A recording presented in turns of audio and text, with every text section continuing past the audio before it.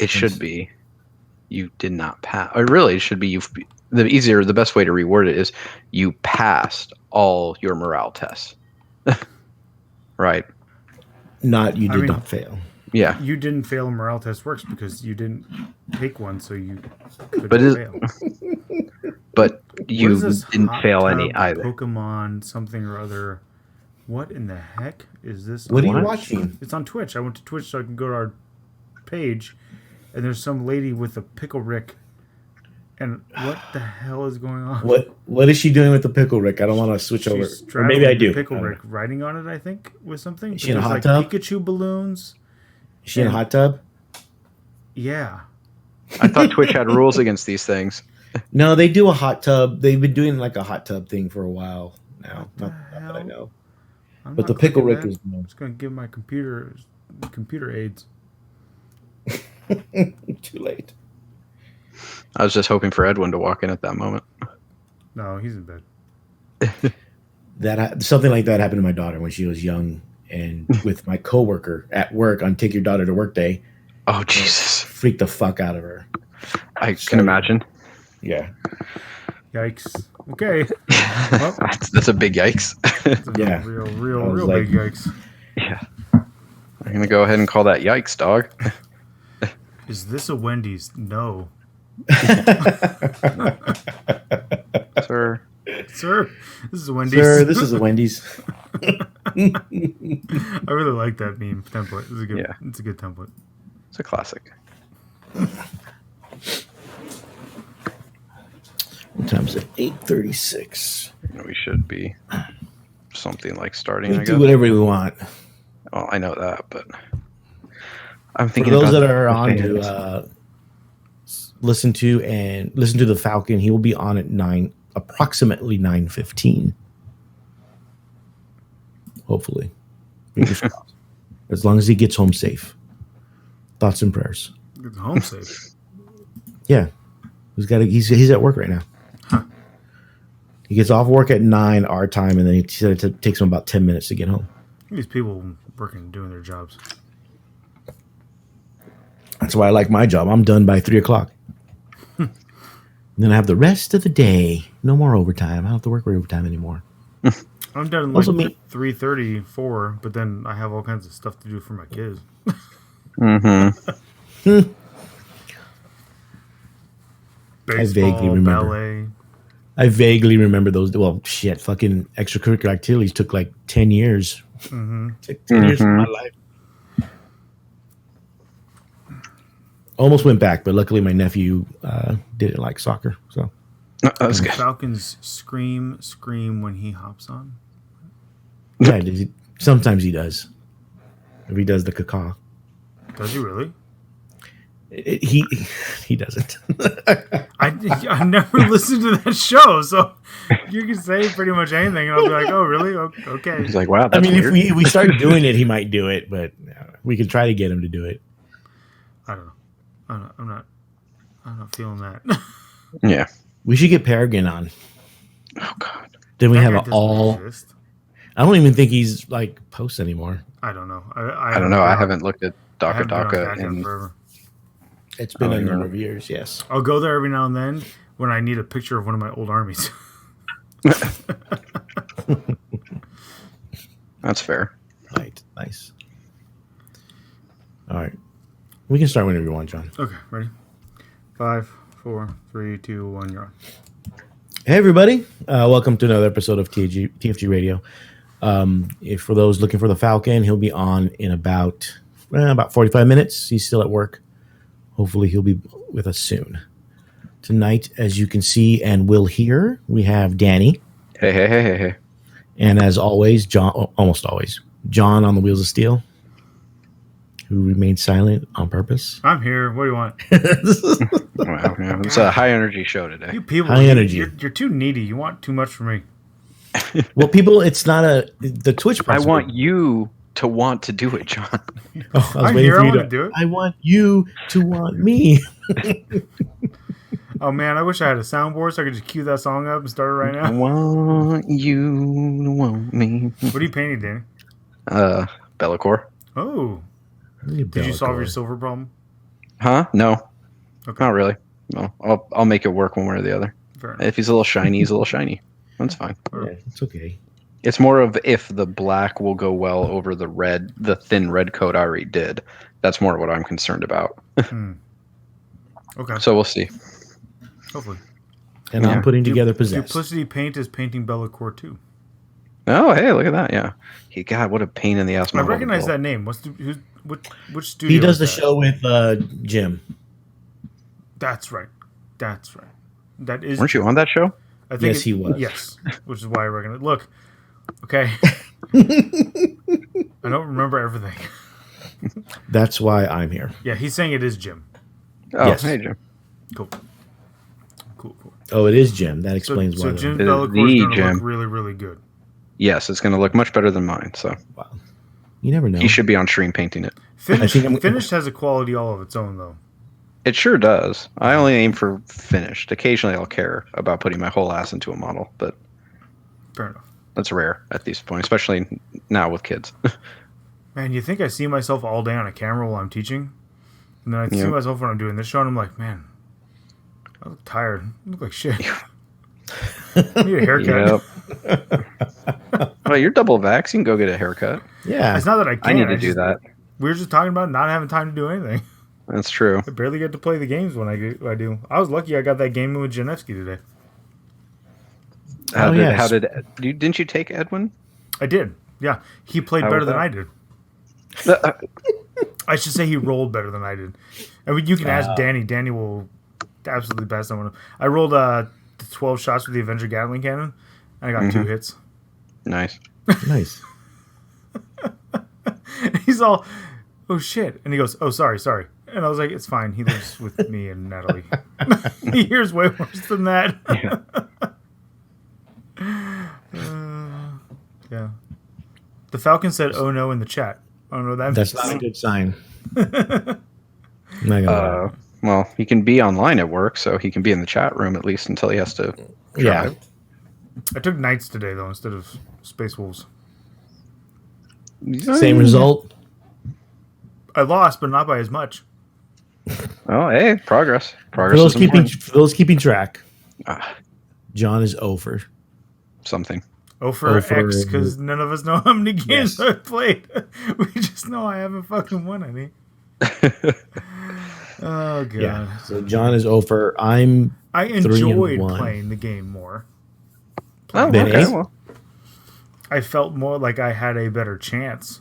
With the Knights? Yeah. Well, against that Gilliman list, what are my Space Wolves going to do? Run up and die to Gilliman and like all of his Hellblasters and shit? Yes. I just stood back as far as possible on as many objectives as possible and blasted his army. sounds like There you Night go. Edition.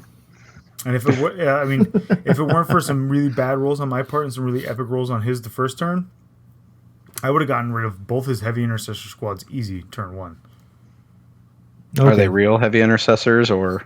They're converted. He made his out of the Eradicators, but with he 3D printed and designed his own heavy bolt gun thingies or whatever for him.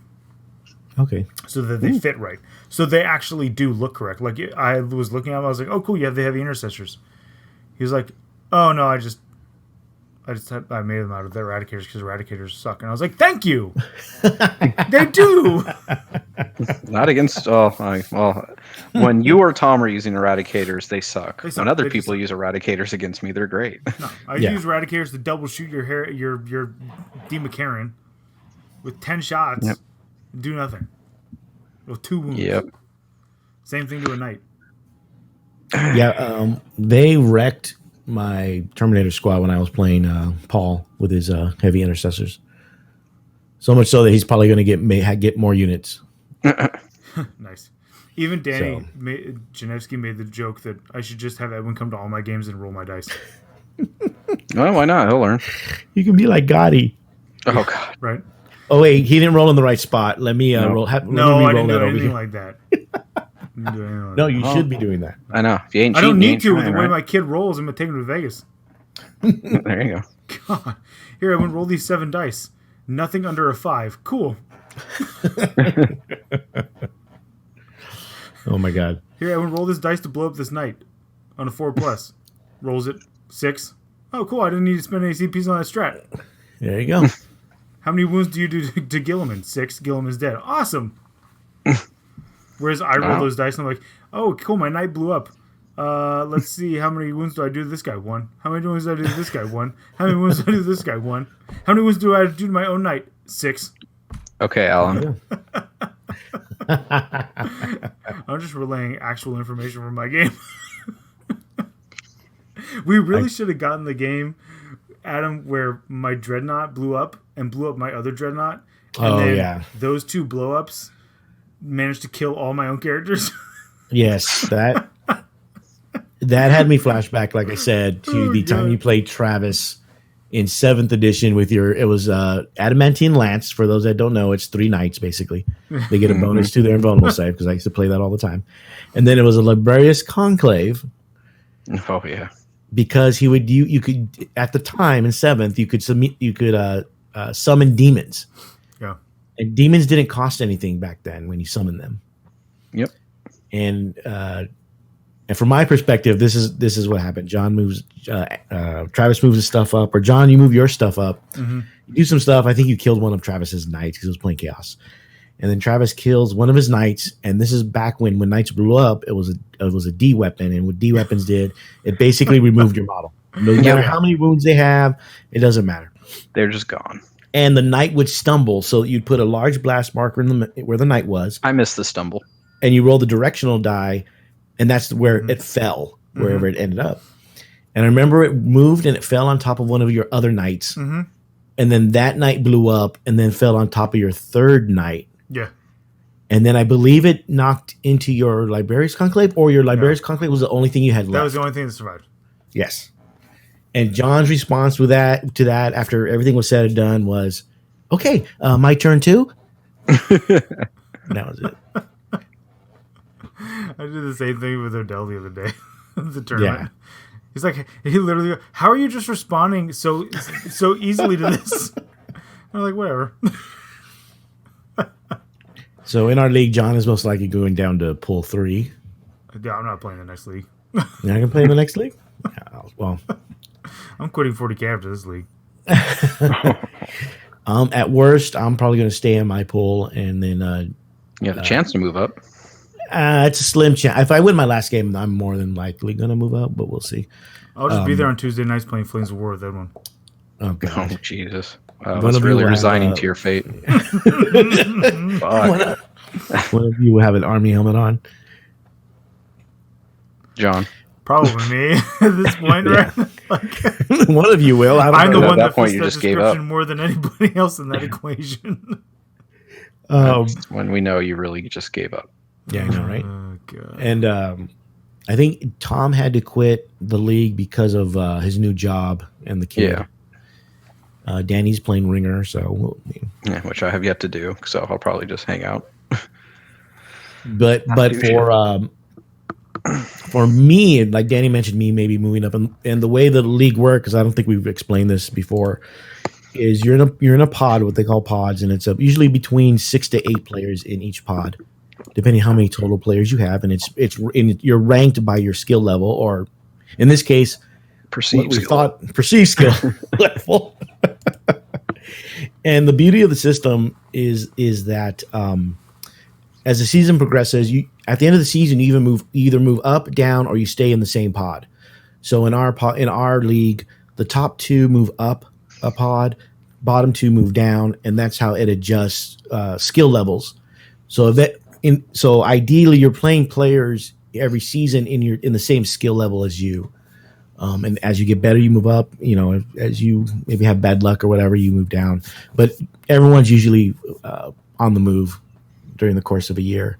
I believe it was Keith, TTS is my life, Keith, that first started that. As far as I know, I don't know where he got it from, or if he just created it himself. Mm-hmm. I think Coop did, didn't he? Him and Coop, I think. It kind of reminds me of Premier League in soccer. If anyone's familiar with that, so as most non-Americans probably are. So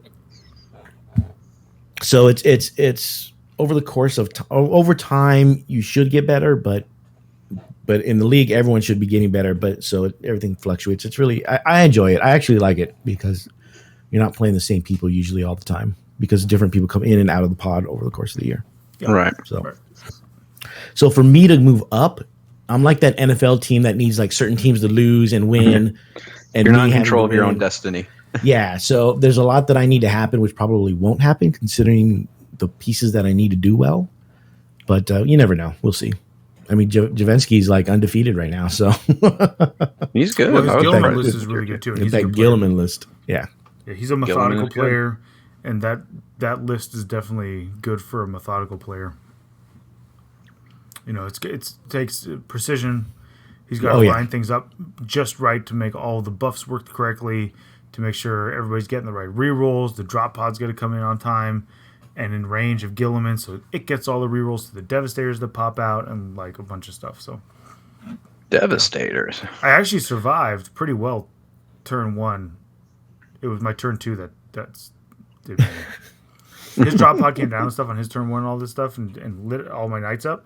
And I think I only lost the one Armiger. Oh wow. I lost an Armiger and he did a bunch of wounds to another one. But he kept doing what we've talked about a lot of times, which is don't split fire. Yeah. Just kill. I talked to him about that. Yeah. Kill something until it's dead.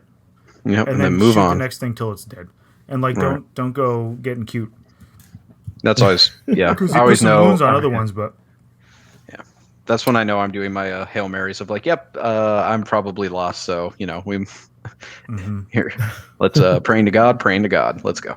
Yeah, I think he could have put down the Helverin and the Morax on the right side of the board, my right side of the board, in his first turn. If he hadn't been splitting fire amongst like 3 Helverins or three Armigers, basically he's splitting fire between 2 Moraxes and the Helverin on that side. Yeah, which, I mean that he could have just gotten rid of 2 instead of 1. Right. Yeah. So I mean, I'm still playing the league, so we'll see what happens. I'd like to, but I just don't. I just know I won't be able to get all my games in. There's just no way. So a bit of Hammer Wrath news for those that are either following or planning on attending. It looks like we're going to hit yellow next week. I mean, we're already at yellow, but I think the city of Pasadena wants to wait an additional week. Yeah. To make sure it stays that way. So with that, I think we're going to open up more spots. So the first 9 or 10 people on the wait list, because I know we have more than that, will get contacted soon in the next couple days to see if they still want to play.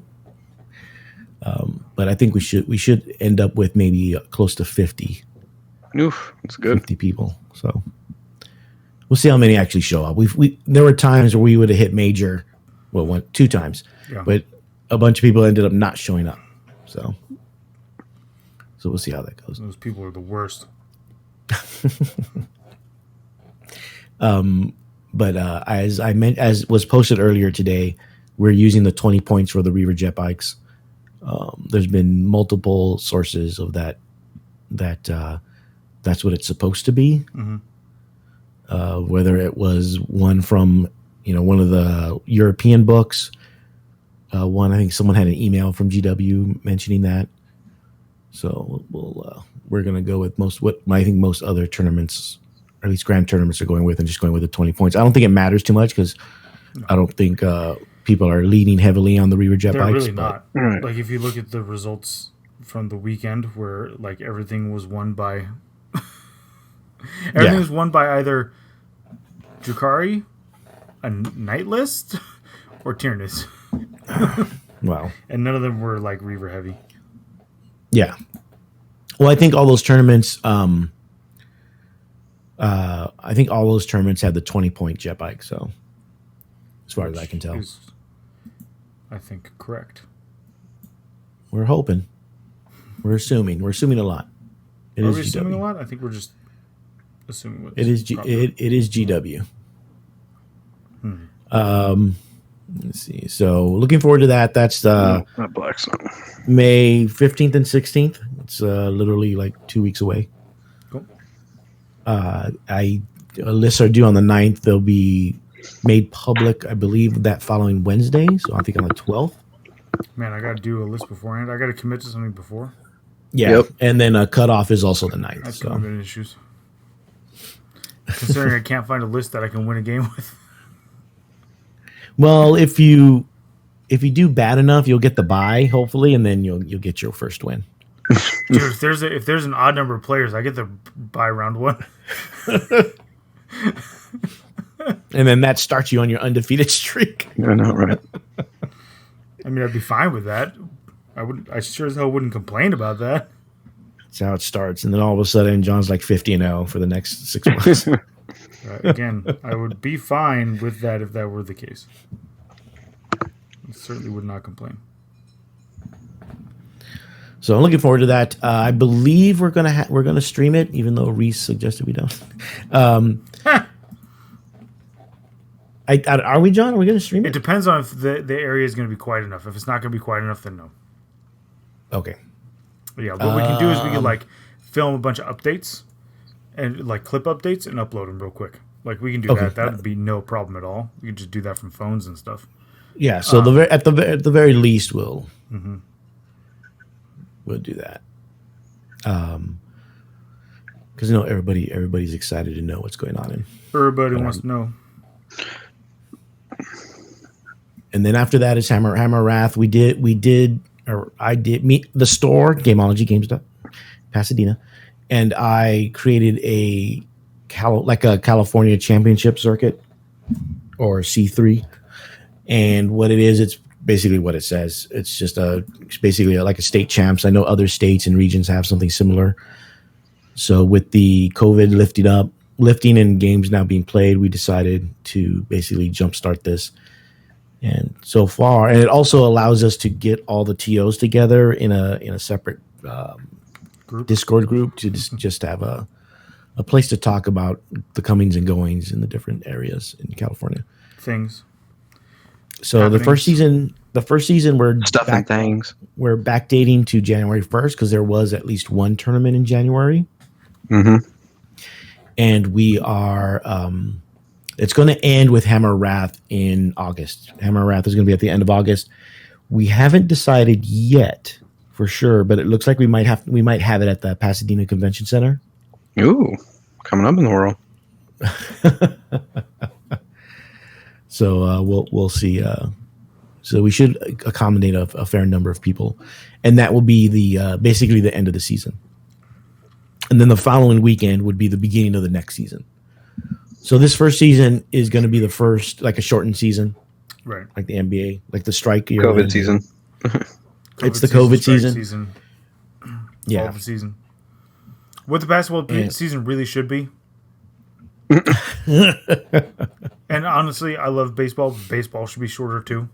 Oh my God. And what the hell is the NFL doing? Adding games, Making money. Making money. making my life harder. Thank you everybody for joining us after watching the NFL draft. Yeah, no, right. That was Who the today. fuck watches the NFL draft? I play fantasy football and I don't watch it. A lot of people watch the NFL draft. A lot of fucking suckers with no life. Yeah. And then they You watch. can send your Watching- emails to Adam@TFG Radio. I just auto forward them to you. I don't. They're I mostly don't for forward you, emails. to be fair. You know, right? I have a No one feature. complains about me. Everyone's scared of you. Yeah. So I like the complaints. I know, So you feed off them. They just make you feel better. So with the events that we have so far, for those that are curious, right now in first place is Jason McKenzie. And then it's Daniel Redhouse, Logan Heath, Junior Aflahi, and Matthew Geyer.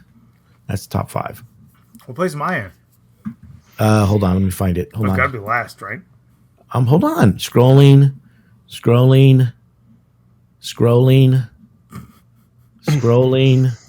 fucking hate you so much. Just scroll the bottom. Scrolling.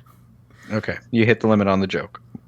Scrolling. You just have to grab the little thing on the side and pull it all the way to the bottom. You have to actually. No. Scroll I know. I got to the spot like 5 minutes ago. You are third from the bottom. Yes. Not. Who the hell's below me? I'm not gonna shame It's them. a public thing. You're not gonna name it. It's literally public. People can look it up. Who's the bottom? It's David Stanley and John Bagley. Well, But you're only ahead by like 1 point. Well, guys, I'm 1 point better than all of us, which is not saying much. You two. I have full faith you guys can pass me, no problem. Well, the way things are going now, yes. Yeah. For the team, and there's also going to be a team award. Currently, it's Dice Hammer, and then Team Zero Comp, and then #Wrecked. No, dislike button. Xenos Petting Zoo, Where's and my then downvote button? Vanguard Tactics. This Reddit, where's my downvote? It's attitudes like this that keep you in last place, John. Yeah. Attitudes about the team awards keep me in last place for single awards. Yes. It's a complicated system. We're not going to lie, but you know. Yikes! It'd be a yikes for me, dog. Yeah.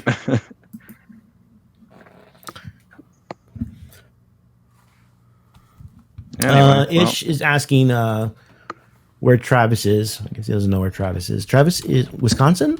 Yeah. I think so, yeah. Yes, a battleground state. That's all I know. Yes, he's one of the the advertisements are weird. Yeah, I'd imagine, right? Yeah, I believe he moved to Wisconsin, living the life. I was just talking to him this morning. Because the new store's opening up in Monrovia, which is his old backyard. Yes. Yep. It's literally like a couple blocks from where his parents live. Yeah. Which, unfortunately, I can't go to because it's on June 12th, and I'll be in Atlantic City. What do you mean did we start the show yet? The show's literally going on. I mean, to be fair, we talked about anything of merit? No. We talked about me losing a bunch of games. I mean, that is always that. I mean, that's entertaining. I don't know why people are complaining about that. Because Tom keeps on ducking us. Well, like Tom did get drunk and hit me on my Manchild says, birthday, I'm worried if so. Salty John started doing better if the meme quality would be affected. Honestly, probably, yeah. Maybe. I do my better work when angry. It's true.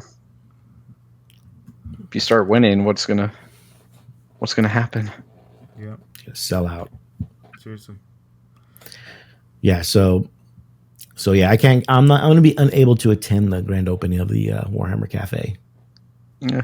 Yeah, he wanted to know if I was going to be able to go that weekend because he's not going to be able to come in for it, and he wanted a model. Like the store opening something? Yeah, because there's store opening models, right? Or something like that?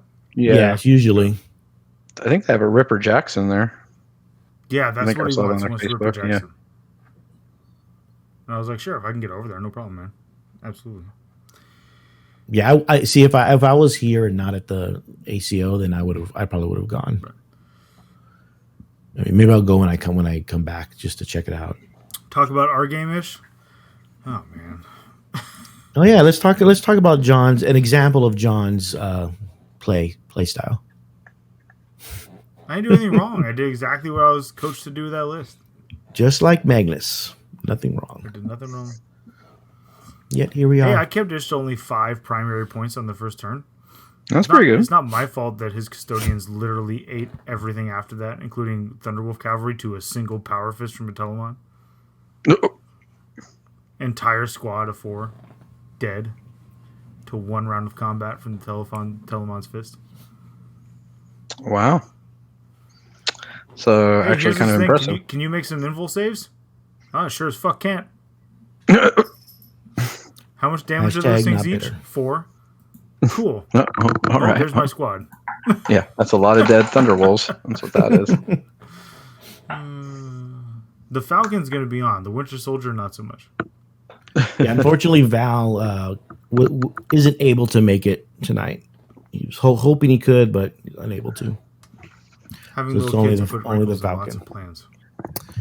Yeah, having a small child definitely just changes it all. The pimp hand be heavy on the Telemon. Yeah. Yes, indeed. Yeah. I was not expecting the Telemon to literally kill the entire squad of Thunderwolves with one swing of his fist. Yeah, Here we are. when I played Ish, he had the 2 guns. He didn't have any close combat weapons. No. And thanks to me, he knew what the Contemptors could do. Oh yeah, he killed the He put the smackdown on the Volkite Contemptors immediately. So I gotta hide them, John. They have the range that you can just hide them and they can just shoot from wherever they want. That's what I do with them. Yeah. Not that smart, I guess. Oh my god. I know, now you have people coming out and wanting to help you with your problem. Don't worry, John. It happens to everybody after a certain age. Damn. Fucking hateful. Yeah. I'm just saying it's Contemptor problem. I don't know what you're talking about, Danny. It's so hateful. I'm just loving this too much. Danny tried out his monster list. Oh yeah. How was that, Danny?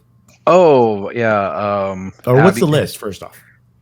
It's a Black Legion patrol with Abby, a Corn Demon Prince with wings and double claws, 3x5 bros, 8 Slanesh Terminators with each with a combi melta, and then Supreme Command of Mortarion, and then an super heavy auxiliary of Magnus. So it's just still, Bash Bros essentially in the new era. And I played Tom and his Gilliman list and managed to pull it out. It was a back and forth, but Mortarion is just so fucking hard to kill. I sacrificed Magnus. I got to go first, threw Magnus into the lines, trying to just tie him up. And then between the Terminators dropping and then Mortarion just tanking everything. And Abby went up against Gilliman and fucking failed miserably. But it really was Mortarion, I think, carried me through that whole goddamn game. Yeah, the -1 damage plus his extra disgustingly resilient. Extremely disgustingly resilient. Whatever it's called. Or whatever it's called. Yeah, is that what it's called? Something like that. Yeah, it's like extremely disgustingly disgustingly resilient. It should just be called Old School Feel No Pain because that's what it is. I know, right? It should just be called Feel No Pain.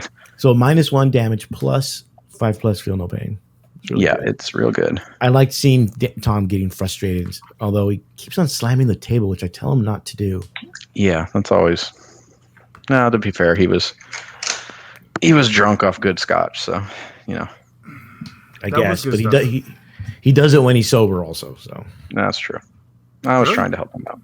Yeah, I've seen him do it before. He did. When he gets frustrated, he starts slamming his hand and fist onto the table. Huh. See, that's a yellow card at minimum. He never does that in games with me. He does it with me because I frustrate him on purpose. Well, and I was just toying with him a lot. What the hell, so you two? I think he was kidding. You can't purposely fuck with somebody and they get mad when they fuck up. I'm not getting mad. You're trying to get them to do it. I enjoy it. Why do you have to rain on my parade, John? That's what I'm here for. That's literally the content you have me on this show for. It's true. Gives me joy to see Tom frustrated. I'm a thief of joy. The thief of joy? Is that on your business cards? It should be. I should have business cards that just say that. Thief of joy. That's not even a name, nothing. It should just be a card that says Thief of Joy, and I hand it to Thief of Joy. They'll know what you're about. I mean, that wouldn't be too bad for LVO. If someone's doesn't actually know you, just be like, oh, okay, well, if you need me again, here you go. Yeah, here's your card. Here's my card. This doesn't have any way of contacting you. Yes. I know. You're correct. That's a feature. Yeah. Not a bug, guy. That's a feature. That's too funny. Yeah, so how'd you like the list, Danny, overall? I haven't played Bash Brothers in so long, so I forgot a lot of it. I mean, it's not. Oh, sorry. I had 2 units of 5 Raptors for deploy scramblers. Right. It's fun. Mortarion is definitely just better than Magnus, especially if you don't have Ahriman to buff up Magnus on the first turn. Magnus can't do what he really is best at, which is just being a really annoying psychic gumboat of cool, I come up, I blast you with a couple spells, and then I warp time myself away, so you can't actually engage me. But you can't do that when he's solo if you want him to have the the survivability buffs on him. Right. So I don't know if I was going to actually really redo that list, depending on what what this asshole is, his new rules and stuff's going to be. Right. I might have I'll drop the Demon Prince and Magnus and just add Bellicor. Okay. And do like a Demon Patrol with just Bellicor and like a Bloodletter Bomb for a little more OPSEC. I can drop down and sneak an objective away from an opponent. Right, and I think that'll be a better version of the list. Will you have Bellicor ready for a game next week? I don't know. It depends how much painting I actually have a chance to get done this weekend. I might be able to at least get him 3 colors. You want to throw him up there again because I didn't have the camera on you last time. All right. Yeah, it's getting there. Like purple on my screen, but it's black, right? Yeah, it's black. The red is sneaking through a little bit. I'm gonna have to do like some serious highlighting and shit to like get it to really pop right now. Because right now, if I get real close up to the mirror, you can see like the red's popping up a bit, but like the black is a little too muddled. So like I've lost detail. So I'm gonna have to dry brush to bring out the, definitely gonna need to be doing some heavy dry brushing and highlighting to get the get that 6-pack popping, baby. Belly works out, man. Like I don't want to do that to him. I don't know. Yeah. Does the demon really have to work out, or do they just get? That's the best part of being a demon. They want. I think that's part of just being a demon. Yeah, they just get to look. Yeah, look at the Nurgle demons. They can take whatever shape they want. They just choose not to. Yeah, I've been listening to that Alfarius book while I was building and painting stuff this week. That one's pretty good. Oh yeah. Oh, that's the one Tom's been ranting about to us. Yeah. Which is why I want to talk about it because he's not here and I can actually speak. Wow. Can't wait for him to listen to that part of the episode tomorrow. He's going to be so mad. No, but it is pretty good. Okay. And I'm not even an Alpha Legion guy. I'm not a big Alfarius Omegon guy. I'm a simple man. I like Vulcan. The simple farmer who just cares about his people. Yeah. The simple beating farmer things to death with his bare hands. Yes. The simple gene-enhanced demigod farmer blacksmith. Yeah. I'm just waiting for you guys to read Mortis. It's not available on Audible yet. Yeah, they're saying it's delayed for some reason. That's and bullshit. Tom still has to read it. So. I thought you didn't like Mortis because it's so much Titan combat. It's for me. It was slow going. So it starts really slow, and towards the end it builds up, and then there's a twist there's a twist that I wasn't expecting. So I'm curious, and I don't know how to feel about it. Tell me how to feel about it. I need to discuss my feelings about the book. Yeah, see, Knights are one of those things, or Knights and Titans. Less so Knights, but Titans are one of those things in the lore where I'm like, I don't know, like, how does it not just sink down into? Yeah, well, like, how does this thing like? I'm able to get past that. I'm able to get past that part, but for me, it's just they're not as they fight like in slow motion. It's not always a problem for me. It's only a problem for me when they have it doing things that like I definitely know can't have them because physics. Right. Like, physics. So them just standing on the planet. If it were in a movie, I'd have no problem because like I love Pacific Rim. Right. Oh, yeah. Okay. Do. I even like the second Pacific Rim movie because what the fuck? Who cares? I like the second Pacific Rim. It has John Boyega. He always, all right. Yeah. It always makes me laugh. I like the first one. Mm-hmm. No, isn't the girl in it? No, the girl in it is not Haley Steinfeld, right? No, I don't think so. Somebody else is the girl in that one.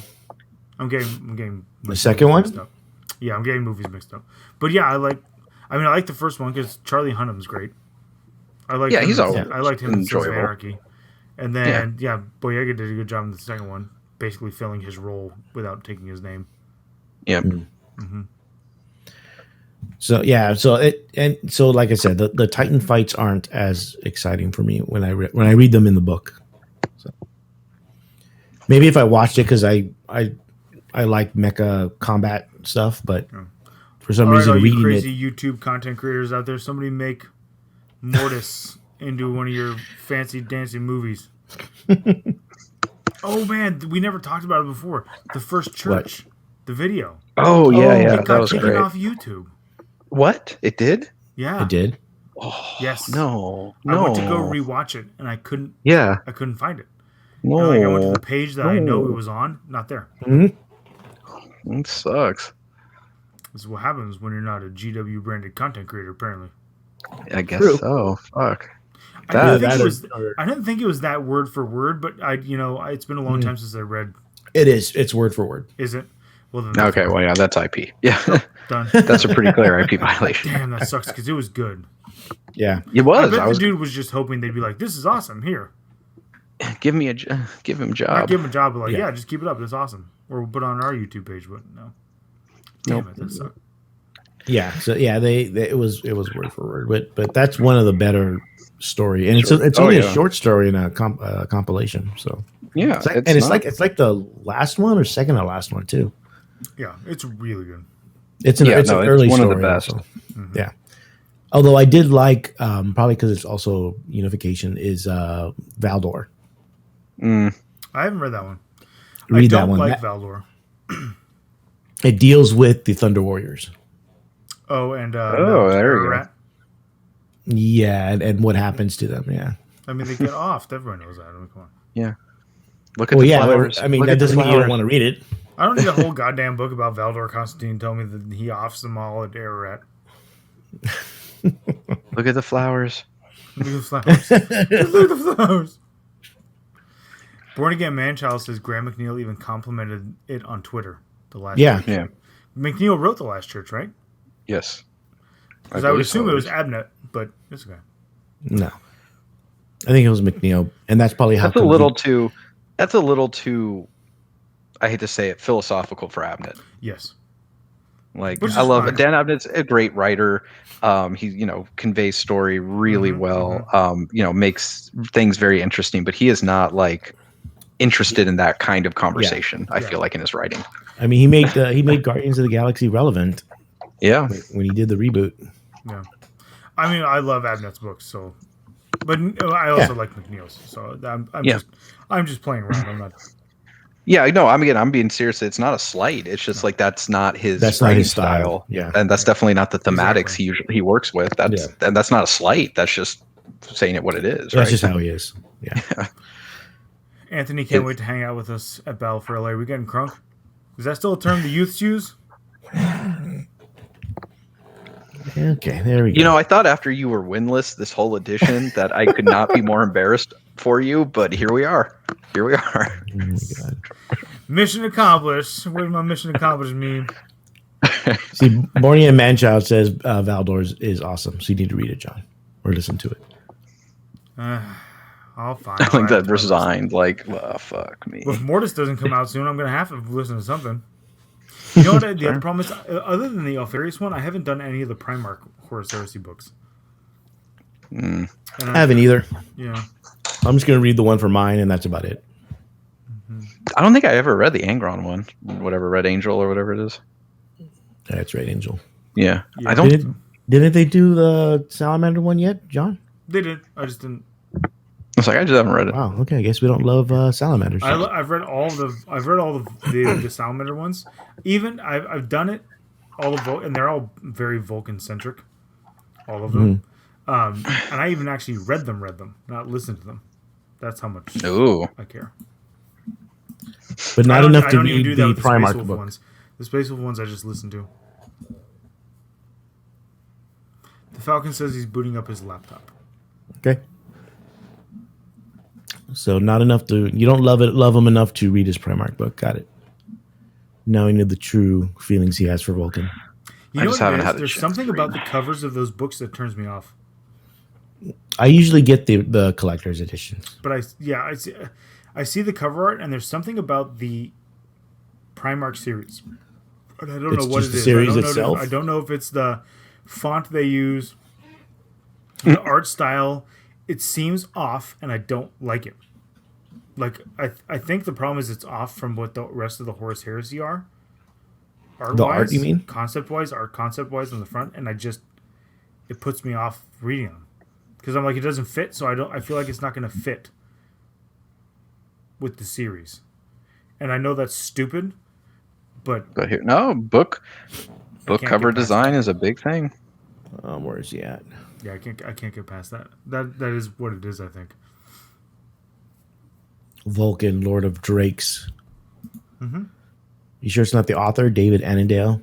No, I mean I prefer Salamander books with Nick Kime, but that's okay. I mean he can't write all of them. Yes, he can. Yes, he could. I mean he basically has, but yeah, the art for his Primarch book is not very. It's good, but it's yeah. But no, I see the what art you doesn't mean. fit. So like if it's set in the Horus Heresy genre, universe, whatever you're saying, it doesn't fit the rest. The rest of the Primarch book, or the rest of the Horus Heresy? The Horus Heresy books. Oh, there he is. The art Wild Falcon has appeared. Oh yeah, look at that. But no sound. That's fine. How's that fine? The whole point is for us to hear what he has to say. No one's here to listen to us. You were talking about your disgust with the art. Let me look at the other art. Let me see.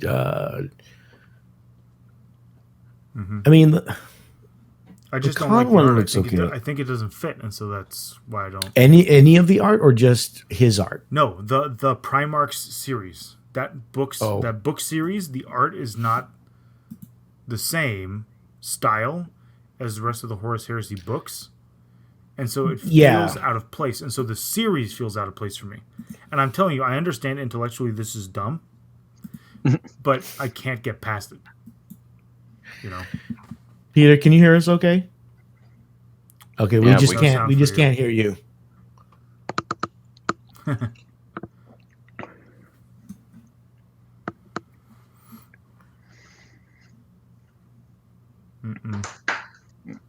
You may have to back out, exit, and then get back in. Make sure that it's on the right microphone before you get back in. Sometimes, yeah. That's what I have to do with my camera, because it won't show up my camera. I have to go out, like re-choose the camera, and then come back in, and then the camera's fine. Yeah, that's because your camera sucks. True, it's like 20 years old. You know that you're not recording any of this, right? Yeah, because every time he comes in and out, it stops. It drops. Well, this is why we use the Twitch. The Twitch one. This is mainly to even out my voice, because I always come out soft when we used to use Discord. Right. But looking at the artwork, the artwork's all centered on the Primarch. They're not showing anything in regards to the Horus Heresy itself, which is what everything else does. Yep, we can hear you now, Peter. There we go. Perfect. Look at that. Technical Speaking of difficulties which, solved. Yeah, I know. Welcome to the show, Peter the Falcon. Hey, thanks for having me. How you guys doing? Are you bitching for the first half hour or so while I was at work? No, I'm doing fine. John, however, has questions. Is going through his midlife crisis. He hasn't won a game so far in like 2 years. 36 is not midlife. Don't look at me like that, Danny. As someone who's lived through it, it is. You're closer to midlife crisis than I am, Adam. I'm on the back end of it. No, he's getting ready for his 3/4 life crisis. What are you talking about? I moved to like the middle of the Arctic at 36, so I definitely already did it. I went through it like 3 years ago. Wow. That was part of it. I haven't moved yet, so I'm not in it yet. See? Wow. Yeah. There you go. So the reason we have the Falcon on, and everybody else, Right, is to talk about Drukhari, Dark Eldar. perfectly balanced book that is clearly good for the competitive scene, and I look forward to that robust discussion being validated through the data. I feel like somebody wrote a whole article about this on Frontline Gaming today that you could have read. There's been a number of articles about it. Yeah, but mine was the best one. Yes, yours was perfectly reasonable, and everyone in the comments thought so. Yeah. Hey, look, they just took onus with my memes. Yeah. Yes. The best part was the people who were arguing against things I'd never said. Yep. But I mean, I helped write the the Goonhammer article, which basically says it needs to be nerfed, and those comments are gold. So. Yeah, sure. Yeah. That was a good one too. Yes, that was definitely better. Go ahead, John. It definitely had more data. Yeah. than John's. So it's been discussed, and like we just mentioned, in a number of areas in regards to like the percentages, especially of the Drukhari, and especially, but I mean in comparison to Iron Hands, almost said Iron Warriors. I wish. Yeah, right. Iron Hands, it's almost the same win percentage, right? Yeah. It's like just shy across the board on all stats other than how many people are playing them. And that I think is about to change based off what I saw from the Dallas Open lists. So it may just be that we have just as many Drukhari players as Iron Hands players in the very near future. I didn't think there were that many Drukhari armies built and in existence. Well, I've seen a lot of Drukhari armies on sale in the different trade groups recently. So yeah. For 800% markup. I mean, basically, 3D printers are real cheap to buy these days, too, guys. And, that's a whole nother discussion. Yep. I told GW that. Jesus. I know, right? That's right. They're not doing a stream. But in regards to that, so do you think that if the number of players increased, do you think the percentages will go down, or do you think they'll still stay the same? I think that over the last 3 years, every time something like this has happened, although only Iron Hands has been this bad, the numbers go down, but not enough. Like not enough for anybody to not be like shocked or concerned, right? Like when the Castellan was fucking mental for forever. Yeah. It started at like a 68%, and then it took a million nerfs to get down to a 58, and it stayed at a 58. I still don't basically until they upped it by 100 points. They had to up it by 100 points before people stopped playing it, right? Because it was just, I remember that. And then, like right after that, you had the Caladius Grav Tank, which actually went up, and it just kept going up. It never stopped going up until the Space Marine Codex dropped, right? Like it started at like a 55%, and then it was at a 60, and then it was almost a 70% win rate before they like dropped the strength on it, and then said, "Oh, by the way, here's this new codex that's just way better than anything you've ever seen." Right? So I also feel like saying, "Oh, by the way, you can't just have it flying on top of whatever the fuck you want." yeah. There's that too. Yeah. The other thing I wanted, and I don't remember if it was mentioned anywhere else, in regards to the players themselves, other than Brad Chester. Who we all know can play whatever army he wants and do well with it. Do the other players that placed well or won, how did they do before the new codex? Like several of the winners have definitely won stuff before. James Kelling from Goonhammer had won an event recently with Harlequins mixed with Craft Worlds. Connor McCormick, who was one of the winners. I don't remember if he'd won anything, but I definitely remember his name from like some top fours before. Yeah, I've had in his specific area. Before in articles. So he's definitely good. And then you have Ben Sherwin, who did very well with Planes, like Eldar Planes for a long time, and then Black Templar. So like a lot of the top names that did finish, like they are names I've seen before. A couple others, like I'm sure they're decent players. I've never seen them in top fours, but I've seen their names, like Anthony Padella, who came in second at one of the events. Like part of the problem with doing this for so long is like I know everybody's name, so sometimes I have to remember why I know it. Like, is it because they're really bad at this or really good? So I have to go back and check. I mean, that's more or less what I'm getting. I'm trying to get at it, because in my mind, yes, they did really well, but I mean, is it the codex or is it the player? I mean, it's always going to be a combination. Right, but like there were bad Drukhari lists that didn't do well on the weekend. That's what I mean. Just like with the Iron Hands, the Iron Hand took players that would normally go 2-3 or 1-4, and all of a sudden they did 3-3 at worst. Yep. You know, and or 4-2 like me, or 4-2. I wasn't going to name names, Danny. So in my opinion, I think that's more telling in how powerful a codex is than if a competent player or a player whose name we hear all the time, or especially in certain regions, if they do well with it, because they're gonna like Brad Chester. I bring up Brad Chester because he does well with whatever army he takes, more or less. Yeah, I mean, like he hasn't won anything in a bit until now, right? But I mean, he was well. Yeah, he was top, final table at LVO. You know. And he's top tabled a bunch of stuff recently. Yes. With his salamanders. So like Like Brad Chester's the kind, like he's the kind of guy you look at depending on who he's up against, and you're just like, he's going to win this event depending on what he brings. Right. And Drukhari was one where I saw it and I was like, well, he's going to win unless like he cheats by accident or something. Like or on purpose.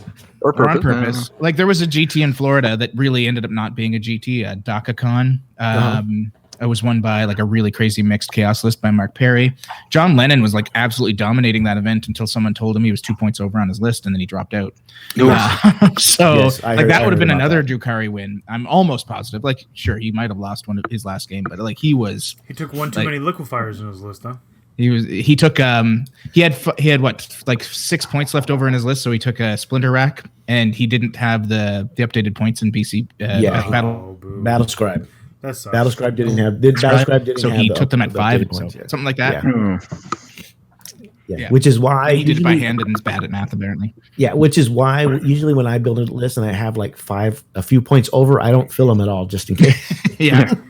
I'm you never know. Fine if my list is 10 to 15 points under because I know I'm not going to get somebody's going to call over points. Yeah. I mean, unless it's like a whole model, like a 200-point model or something. Right. But so that's in terms. So I know a lot of players switched or all of a sudden became Drukhari players this coming, because I think Dallas Open is this weekend, correct? Yep. Yep. They just posted the lists today. Deadline was today. There was about 20 missing, so I'm not sure if these are dropouts or going to be yellow carding themselves or whatnot. But there were 19 Drukhari lists in the 160. So you're looking at like 13% of the meta, which is double what they were last week and quadruple what they were 3 weeks ago. So right. So are there any other big events this weekend besides Dallas? That's the only like confirmed one. There's a few things listed as GTs, but you never know anymore with COVID what's an actual GT. You know, it's just like some canceled or some guy's basement. You could end up with 4. Yep. Yeah. Like this last weekend, I was like, people kept asking me what the GTs were. I'm like, we're just gonna have to wait till Saturday because there's a lot, but there might not be. And then almost all of them ended up hitting numbers. So, except for the ones where they have to like grab some random person and have them play some random army and get a 12-year-old to play. Oh my gosh. Oh, Jesus. I wonder who did that. No idea. No idea. And we're not going to talk about that yet. Maybe next week. We'll see. At least not today. But yeah, so you think next week will give a more telling as opposed to how strong the codex is, or do you think I think we're already there. I think we're already there. Well, I mean, in terms of like, because people, okay, so obviously people are complaining, except unless you're a Drukhari player. Yep. Is it on Iron? I guess I always compare it to Iron Hands for obvious reasons. Yeah, it's just like with Iron Hands, people compared it to Inari, right? Everybody was asking me, is this as bad as Inari was? And they were way worse. It's not as bad as Iron Hands. But it could be. Yeah, like the thing with Drukhari right now is that it's basically 2 lists. Iron Hands was like 6 on week 1. Right. Well, week 2. But, what are the 2 lists? I mean, not that I'm going to copy anything. I just want to know. Well, they like John listed off all the units, right? It's just how they're positioning them. So there's a Cabal of the Poisoned Tongue, which uses the redeploy, which was like Brad Chester and James Kelling did. It's really just like how much of everything you're taking. Are you taking like 6 Raiders or 3? Are you taking 20 racks, or are you going all in on racks, incubi? Really, the biggest difference is in Court of the Archon, if you're using that or not. Because that gives you While You Stand We Fight as like a much easier secondary to get if you're using that list. They don't put out much damage, but for 105 points or whatever the unit is, I think it's 125 with all the buffs, it's practically impossible to kill for that many points. Like you have to put so much into it, it's not worth it. And they just sit on objectives, and they can play missions where people tech into you, right? Where they're just like, well, you can't come near me, I'm mad mech. Well, you just like, I'm going to hide in these buildings and score 15 plus all my primary, and you'll have to deal with it, right? So, okay. So those seem to be the 2 big builds, but like they rely on almost all the same units. Unlike Iron Hands, which had like the flyer build, and it had the Contemptor Dreadnought build initially, which became Leviathan, and then they had triple repulsor and all that other bullshit. So. Yeah, then there's the one with all the ball. The Drukhari lists are all also based around the 3 patrols. Yeah, triple patrol. Why wouldn't you? What I think it was, and a lot of them like the Dark Technomancer. Yeah. Yes, Right. because the flamer, the liquefier, fire, you can take 2 of them per rack unit, and they're strength 4, AP 2, 2 damage flat, +1 to wound, with no penalty. Yeah. I think the one that the better players take is the one with the redeploy. The poison tongue. Called, and I think that's more the thinking man's list. Yeah, and it does better into what people are like already trying to tech into it, like with, because I'm seeing. Like, one of the things that bothers me the most, more chainswords. Oh, don't get me started. Oh, I almost lost my mind. Listen, all you have to. We'll talk about how to beat that list in a little bit. Don't worry, Danny. But the like when people just say like people will adapt, it bothers me so greatly because I guess you're talking about that now. They never tell you how. They're always like, just you'll adapt, or they'll give you like a really dumb, very vague thing. They'll be like, take chainswords or take strength 7, ignore line of fire shooting, lots of it, and you can't lose to Drukhari with that. It's like, well, who has that? Who? Tell me, because I want to know. Space Marines. Night Spinners. You want to take whirlwinds into that? You can take the 125 point model to do like 3 wounds to a raider. I played against somebody with a Thunderfire cannon on Tuesday. I did. Did you say you were sorry for him? Like, what's that? He killed some cultists. There you go. But like the adapt thing really bothers me because it just barely ever happens. And when it does, it's at the topmost level. And then the bottom level never does, and all these other people pick up Drukhari, and so that's why the percentage almost always stays relatively the same, right? Is the meta shifts by more people just picking up the army. So right. So you're saying when we discussed a couple weeks ago buying a Drukhari army as a group for the podcast, it's a good idea, and we all were like, "No, we fucking hate Drukhari. We made a bad move."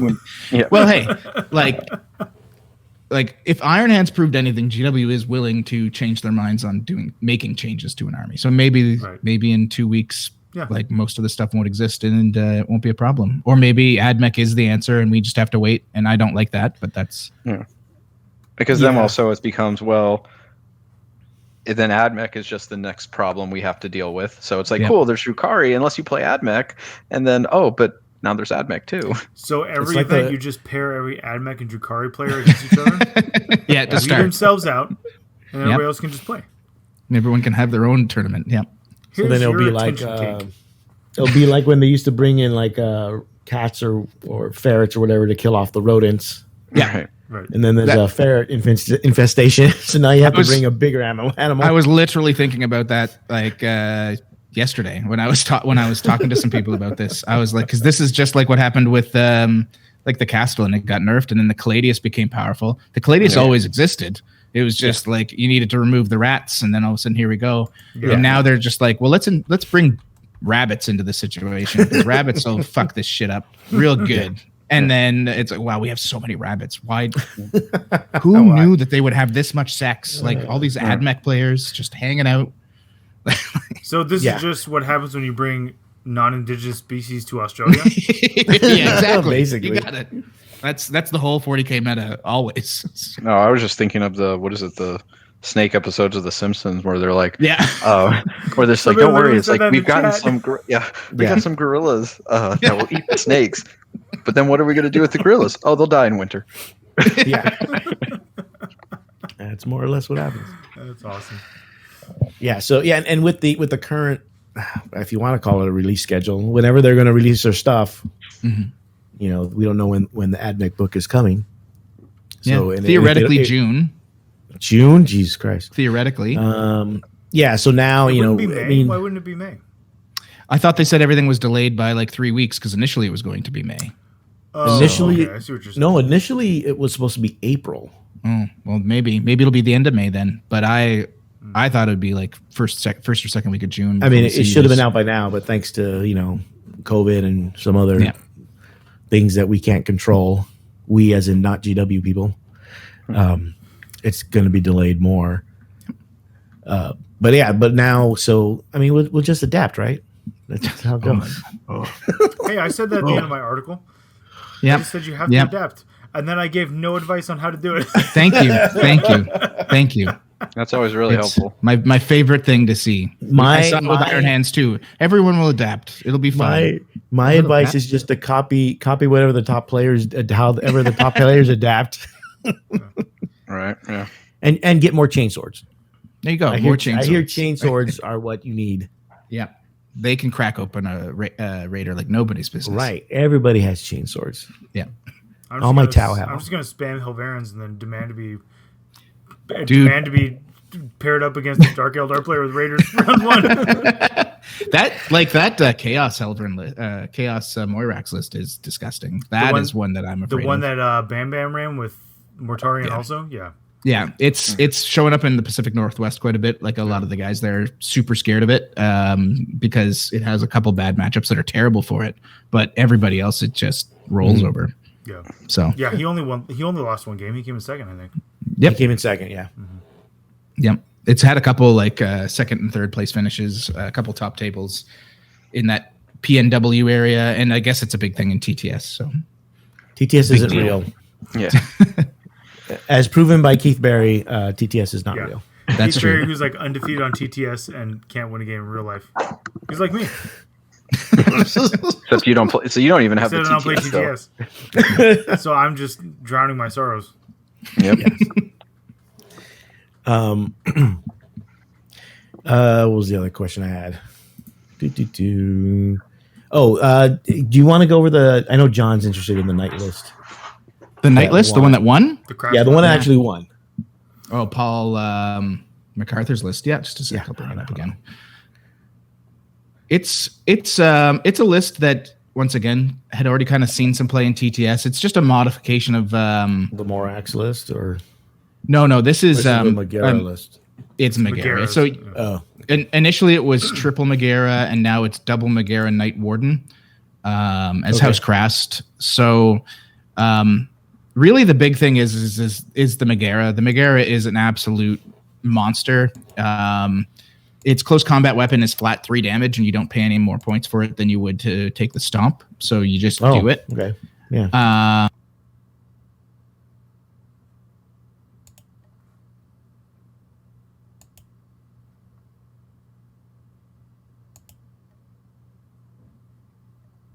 Is flat 3 damage. So wow. So everything's flat. Everything on it's flat 3 damage. You take it as Krast so that you can make one headsman's mark. So one of its guns is flat damage 4. You give the other one first night so that it rerolls to hit. And then the Warden, the tech with the Warden is just like you give it Sanctuary and in Landstrider you run it right up into everybody's face, and then you just pop the strat to make the Gatling cannon a flamer, so you don't have to roll to hit, and you just flame everybody to death that gets in close combat with you. Yeah, that strat for Engine War is pretty money. I like that strat. Yeah, yep. So it's a really solid list. It's been doing okay. It does have some nightmare matchups. I'm really glad that somebody won with it. I think he beat Custom Stompa in the final in this one. Anthony Birdsong running a Custom Stompa. So nice. There you go, John. See, you just take that and win. I don't see what the problem is. I took something similar today in my game. Similar, but not the exact list. Similar, but I forgot the Flamer Avenger Cannon strat, and I was actually close enough to use it one time. Yeah, you need to take that list and then just adapt it. Mm-hmm. That's all you need to do. I think so too. I have most of this list. I just need a second Megara. And then yeah. Someone we do have a question. We do have a couple of questions for you also from like some of the Patreon. John from Laverne is asking. It's actually my brother. How do you take your steak since you didn't get to go with us to dinner? Last LVO. Medium rare. Chicago style if they do it. Otherwise, just medium rare. Love it. There you go. And then, someone wanted to ask John, but do you think Forge World is having an outsized effect on the game? No. Examples are like the Democarian list for Tyranids, or the I guess there was a list with an orc list with all Forge World stuff. Oh, the kill tank list. I don't think that's. Oh yeah, I've heard about that list, but I don't know how good it is. I don't know if it is that great. So I think what Forge World is doing is making a couple of factions that aren't competitive. Yeah. Mainly Tyranids. And Space Marines, because I'll be honest, Space Marines outside of Dark Angels, which aren't even doing that well right now, aren't competitive right now. Like they're struggling real bad. Everybody just loves to gnash their teeth and scream right in their hair. Like Space Marines are like most of them are sitting at like in the mid 40s for win rates. I think Dark Angels are the only ones that are above a 50 right now. So okay. It's rough. Yeah, the Diamond for the turn is, and apparently the Harridan, when it's played correctly. Well, when it's not played correctly, apparently. When it's not played correctly, can win a GT. Yeah. Well, that's a good fight. I like to see. Yeah. Me against the T-Ho who makes the wrong fucking ruling? No. I mean, that would be great too. But I love the chats with people like are still arguing to this day that what like the definition of dimension of a model. Oh, I saw that earlier. People were arguing against the very clear. Yeah. Well, the smallest dimension of the model. What if it's the flight stand? That's a dimension. Come on, John. Think about it. Jesus. I want them to come to LVO. They do, and we spend time I want their arguing opponent with these to call people. for a judge so I can just red card them. Without. I'm not. I'm telling you right now. If you come to LVO and you deploy your bullshit like that, and you try to play it as if you get to act normally, I will just red card you for absolutely breaking a core rule of the game. Is this only in taking Dawn of War? It's only in Dawn of War, so it's just 3 of the 9 missions, right? The first 3 games are going to be Dawn of War, goddammit. No, it'd be funnier to make game 3. That way they'd be like, oh man, I'm 2-0. I got a chance. Oh, fuck. And then I just walk around with a bunch of red cards. Yep. Yeah. Red business cards. I'm just going to give this to you in advance because I know what you're about to do. Oh, you got an Ares gunship? Bro, here. Yeah, I in my chaos list, and I asked you about this before, Peter, about the I use decimators with the Butcher Cannon Array. Yep. And I use contemptors with the Volkite. Volkite contemptors are becoming more and more popular. That is like a thing that works against Dark Angels, Death Guard, and Drukhari. That's going to be a keeper, I think, for a lot of Marine and Chaos Marines at this point. Yeah, and I at least in our league, I found it fairly successful. I mean, it's yep. And especially if you have any way to reroll wounds like Death Watch or Ultramarines or Death Guard, it's fire with those armies. Yeah, I don't think it's overpowering. I don't think any of that. I don't think there's any of the Forge World stuff is overpowering. It's not like old Forge World. If you ever played with Forge World in 7th or 8th edition, that was or 6th. Oh my god, do you remember the Eldar Titan in 6th? Which one was it? Oh, the Phantom. The Phantom Titan, Twin Pulsars or whatever. Yeah. Oh my god. Yeah, played against that in my little casual gaming group on the east coast of Canada. Yep. Apparently cutthroat out there. It's the same guy who every time I played against his Warp Spiders, I had to be like, "Can you show me the Codex again? I really need to read that again," because I don't believe him. Every time he did it, no matter how many times I went up against them, I was like, "Please, I need to. I can't understand how this was written this way." The person who wrote this rule speak English for fuck's sake. Yeah. There's no way. It's there's got to be a caveat. What's the second part, right? Oh no, there is no second part. It's all the first part. It just happens. Okay, awesome. Yeah, the Forge World in 9th edition, they basically made almost all the units just like regular units in the game. Mm-hmm. Yeah, they took away almost all their special rules. Yeah, really, it's the Dimachairon, which is probably a little overtuned, but we have tons of stuff in the regular books that are overtuned. So, look at the Drukhari Codex. We just talked about it. Yeah. And it's the only thing making Tyranids like a valid army, I think, right now. So, yeah. At least no one wants to play 300 bodies, at least. Yeah. So you haven't been able to do one of your, or you had not been able, but you haven't done one of your shows in a while, right? So, statistics-wise, besides Drukhari, what's the next best performing army? Because everybody thinks it's the Space Marine army, and I don't think it's going to be a Space Marine army. It's Sisters of Battle. Okay. In terms of like everything, win rates, T-Whip, all those other things. And then after that, it's like Orcs and Custodes, actually. People would think it's, at least in tournament play, if you look at like the ITC Battle App data, which is great because it covers like just practice games and shit, it's more like Harlequins in third place. Then Harlequins are still very good. Yeah. So you have like Drukhari, Harlequins, Sisters, and then it's I think Dark Angels are right after that, and then Necron's Death Guard. But in like GT level, Custodes and Orcs are doing ridiculously well. Like they're just wrecking people. The Telemann lists in particular, they just have a lot of good matchups. They don't tend to win events, but they have enough good matchups that lots of top fours and such out of them. So John's very familiar with how well they Telemann. Week after week, when I go to write my article, I'm looking at who won. It's I consistently see in the top like 5 or 6 of every event, GT or higher. Yeah, Custodes all the time are in there. There's oftentimes a Necron. Yep, Necrons are this weird thing where their win rate is terrible, but like there's like it's just like 8th edition where there's just guys that are winning anyway, right? Like this army is, and I don't think Necrons are necessarily bad. I think a lot of people have written them off now. They have a couple builds that just are spoilers, like real hard spoilers into what's good right now. So I think Necrons are in the same place with like Tyranids are, where like you can win, but you've got to be a really good player to do it. But when you win, your wins are going to be great wins and you have a good chance. But not enough people playing the faction are good enough to get to that point. You know what I'm saying? Yeah. Oh yeah, for sure. And a lot of people don't like the like grinded out play style either, which is what most Necron lists currently are, right? It's right. That list out of Australia that did really well, like 60 warriors, 24 scarabs, and chronomancers. Like that was basically it. Like there's no. The strategy there is all in like unit placement and movement and surviving, and not much else. There's no flash, right? It's just like if you don't kill 20 warriors this turn, I'm gonna get back 15, and we're gonna keep doing this for the rest of the game, right? It's like your 300 body problem, Danny. Yeah.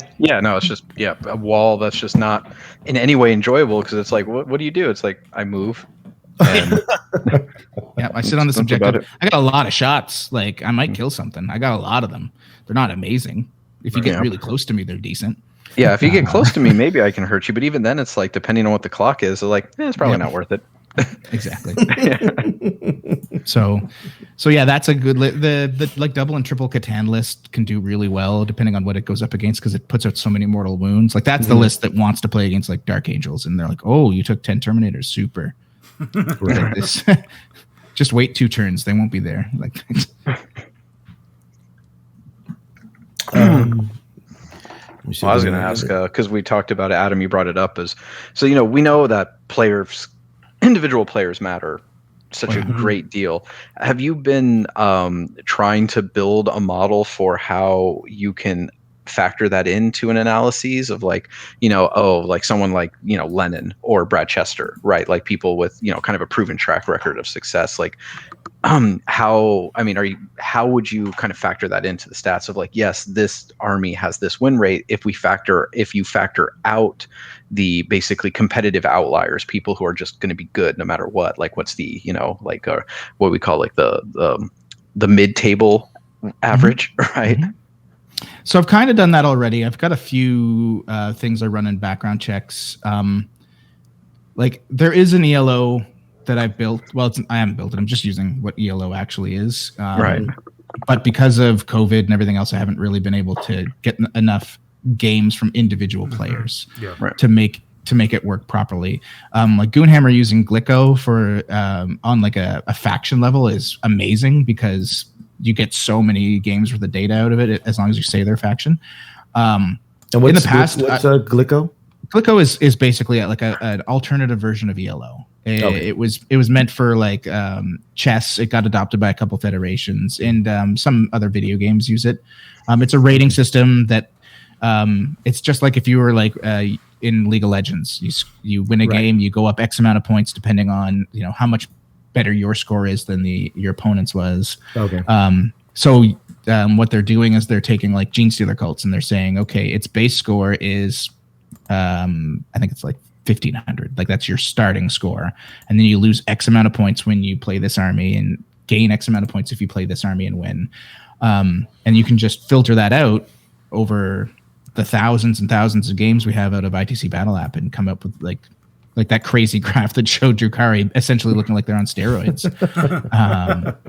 While like every other army and multiples on the one they showed are armies they've shown like since they've come out. It's a flat line, like you can see, like Dark Angels, they're just basically straight. And then you have Drukhari, its codex comes out and it's just like, woo, guess what, boys? We did it. But yours is different than what they're doing. Yeah. So basically, I'm just waiting stuff out. Okay. I used to do it in the past, like just offhand. People would be like, "Well, what would happen if you took Richard Siegler out of Tau?" And I'm like, "Okay, well, here, it's real easy to do. Like, just remove his stats, and we'll see." And depending on how popular a faction was, it would have a big impact, or it wouldn't. Like when Jim Vessel and TJ were winning everything like 3 years ago, if you pulled them out of Chaos Demons, it was a major impact because and that was kind of a place where skill really mattered. And then, like, I think someone asked me to do Richard and Brian Pullen for Tau, and it didn't have much impact, even though they're fantastic players. Like, just the average of the Tau player at the time was, this is how well they do. So, I missed it. Bordian Manchild's asking about elaborating on those builds, but I don't know which builds he's talking about. I don't know. Hopefully builds, maybe. But I keep on losing my spot. So for the next, until we get the at least the AdMech book, we'll have to basically adapt somehow without anybody telling us. Yeah, I mean, they're like, I think there are lists. I don't think every faction has them. No. Well, but like, no, Ultramarines are currently the worst performing faction in the game. Really? Since Dark Angels and Death Guard came out. Yeah, they're in like the 30th percentile. I don't think they're actually that bad. I just think currently the players taking them to tournaments aren't the ones that need to. But because they're playing Drukhari. Yeah, because if you look at like the ITC battle app data, like they're not that bad. They're still in like the 40th percentile, but they're not ridiculous. But there's like an Invictor build that I keep getting told about that seems like it has play into Drukhari because you redeploy on them. Okay. If you go first, you can crack the Raiders with your Invictors, and then if you don't, you just redeploy away and hope for the best. Yeah. So that seems to have some legs. AdMech's flyer spam. So flyer spam's back. That's a list that definitely plays well into Drukhari because Drukhari don't have answers to flyers really. So if you pop like 2 of the Raiders with Dark Lances, they just don't have anything they can interact with. Yeah. So then you just fly around and kill all their little shit. So. Yeah, I've seen those flyers in action. If they keep those rules in the new book, they're still going to be scary. Mm-hmm. And people have just figured out you can take 6 and it doesn't matter because people can't hold objectives if they're dead. Right. So. Locally, Gilliman's been doing really well in lists. Yeah, I wish he was in the actual game. Right. Yeah. In tournaments, because I insult our league. Thanks. It's fine. Okay. You guys just have to fully open up like the rest of the US and have big tournaments and all the stats will change. That's next month. We have a GT in 2 weeks. In 2 weeks. I think it's going to be 50 players. So, because we can't fit more. That's all we can fit in the store. Yeah. And I forgot what I was going to ask.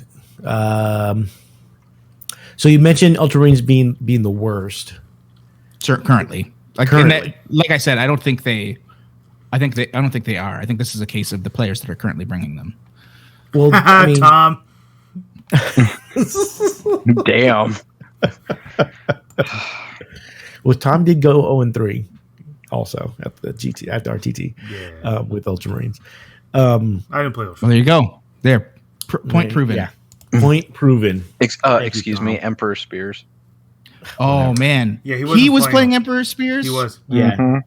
I've seen 3 Emperor Spears lists, and I was super excited because I want them to be good. All 3 have been like 0-5. So I thought he's on the wrong track. Apparently, too. Like on paper, that looks like a really cool list. Yep. Yeah, yep. with their trait and everything. Mm-hmm. Yeah, I mean they're like close combat Ultramarines, so you can fill your backfield with something, take Seal of Both, and then basically have Blood Angel frontline. That seems like it should work, but apparently not. At least not yet. I thought the same thing about my Space Wolf Dreadnought list. It just doesn't work out.